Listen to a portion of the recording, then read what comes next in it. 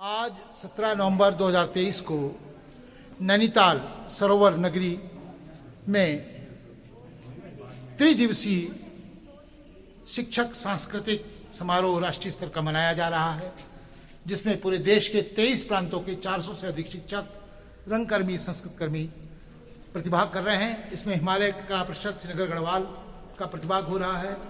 ये आप देख रहे हैं, यह पोस्टर हिमालय के विभिन्न प्रसिद्ध पर्यटक स्थलों की, तीर्थ स्थलों की, हिमालय के कवि चंद्र कुमार बटवाल की पोस्टर, कविता पोस्टर, हिमालय साहित्य कला परिषद श्रीनगर गढ़वाल जो साहित्य के क्षेत्र में काम कर रही है, श्रीनगर की संस्था, उसके द्वारा की गई ट्रैकिंग्स, ट्रैवलिंग्स और कविताएं जो सदस्यों द्वारा कविताएं लिखी गई हैं, उसमें रुड़की और श्रीनगर गढ़वाल के कवि सहित पंडित एस के पंडित सहित जी, नवीन निश्चल शरण रुड़की से, माधुरी नैथानी, श्रीमती आरती पंडित रावत, श्रीमती माधुरी नैथानी, नीरज नैथानी की कविताएं, देवेंद्र उनियाल जी की कविताएं, अजय चौधरी जी, डॉक्टर प्रकाश चमोली जी, मीनाक्षी चमोली जी, कौशल्या नैथानी जी।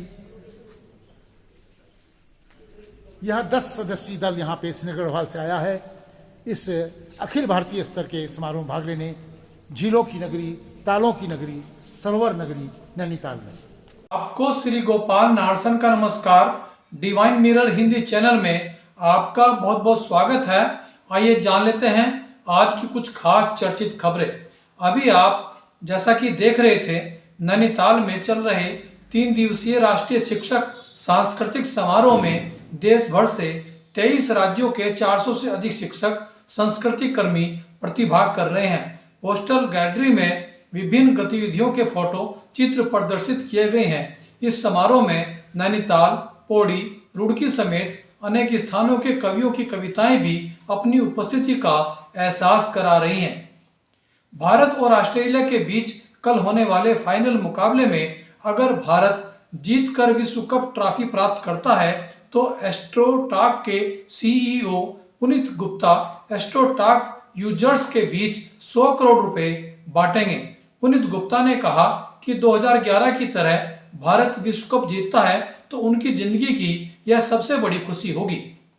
मध्य प्रदेश के शिवपुरी व ग्वालियर में विधानसभा चुनाव के लिए हुए मतदान के बाद 2 गुटों के बीच खूनी संघर्ष हो गया।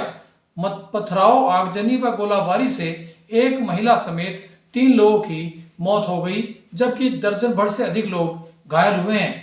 घटना के बाद से मौके पर तनाव व्याप्त है। हिंसा से प्रभावित गांव चकरामपुर में भारी पुलिस बल तैनात किया गया है। देहरादून के डालनवाला थाना क्षेत्र में उत्तर प्रदेश पुलिस के डीएसपी की पत्नी की हत्या उन्हीं के बेटे ने कर दी।